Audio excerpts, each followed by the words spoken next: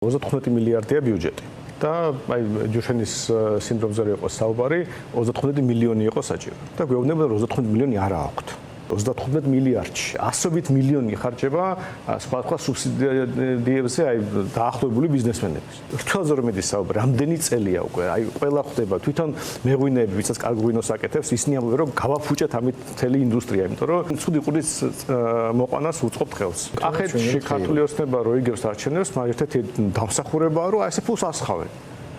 და ეხლა კითხვა გაჩნდა, გავიგე ეხლა პოლიტიკოს ვერ აუგზავნო ბიუჯეტი გამოიყენო იმისთვის რომ არჩევნები მოიგო, მაგრამ თუ რაღაცა პრინციპული საკითხი დადგა, თუნდაც იმ ბავშვების ამბავი რო იყო, ხო?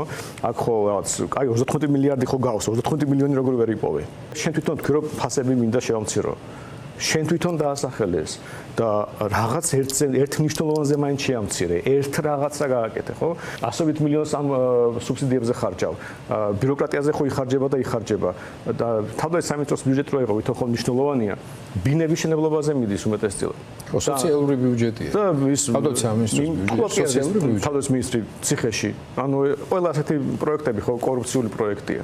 რო გაირჩეს ეს ხო 35 მილიარდში 2/3 იქნება ესეთი ფული რომელიც ქვეყნის უმრავლესობა ეთქვის რომ არ ვჭირდება ეს ხარჯები ბავშვებს და მოახმაროთ ამო ჯიბეში დაგვრჩეს ელემენტარულად ეს სიგარეტი რო ავიღოთ უმეტესწილად მდიდარი ხალხი ცდილობს ამ მავნეჩვევას შეეშვას და მაგრამ ღარიბები უფრო ხშირად ეწევიან ხოლმე აქციზის მოხსნა სიგარეტზე ან დროებით მოხსნა თუნდაც იმიტომ რომ ევროკავშირის მოთხოვნით გამართლა აქციზების შემოღება მაგრამ ევროკავშირში გაწერილი არ გვემუქრება ახლა მომავალში აშკარად ქართულოსნების პირობებში აქციზი შეამცირონ ღარიბ ადამიანს ხო მეტი ფული დარჩება ჯიბეში თუნდაც იმიტომ რომ სიგარეტი გაიაფთება რამდენჯერმე შეიძლება გაიაფთეს მე მგონი ეს არა მარტო ქართულოსნებაზეა დამოკიდებული ეს ზოგადად ოპოზიციაზეც დამოკიდებულია რამდენად ჩვენ შევძლებთ ადამიანებამდე მივიტანოთ თუნდაც ის რომ აი ეს ხალხი ხა თქვენ გძარცვავთ და უბრალოდ რომ დაინახეს რომ ფასების შემცირება მათ შორის აი ამ ძარცვის შეჩერების გამო უნდა მოხდეს რომ ვიღაც დაახლოებულ ბიზნესმენს სუბსიდია არ უნდა მისცე, იქ ბიუჯეტში არ უნდა შეჭამო ფული, იქ ეროვნულ ბანკს უნდა მიხედო, ანუ ყველაფერი ხო მათი მხრიდან იყო, ვიღაც წურბელას უნდა უცხო უარი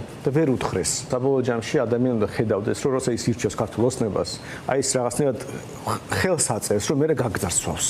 და თუ ჩვენ შევძლებთ აუხსნათ რომ აი გირჩი რომ აერჩიოთ აი რატომ არ გაიძარცვება აი რა შემსუბუქდება აი ის სამართლიანი ზღვარი მოიხსნება და გამოიწერ უცხოეთიდან იაფად ის აქციზი გაუქმდება და ბენზინი გაგიაფდება იქ ეროვნულ ბანკს მიხედავ და ფული აღარ დაიბეჭდება და ბანკების მოგება კი შემცირდება მაგრამ შენი ხელფასი აღარ გაუფასურდება და თუ ამას დავანახებთ დავაჯერებთ მაშინ ამორჩევას ექნება კი ბატონო მე ნაცები არ მიყვარს ან რა ვიცი გირჩევს რაღაც რადიკალური იდეები აქვს მაგრამ თუ ამ რადიკალურ იდეებს არ დაუჭირებ ხარი ან რაღაც აუკვესას არ დაუჭერებ ხარი მაშინ აი ესე გამძარცვავენ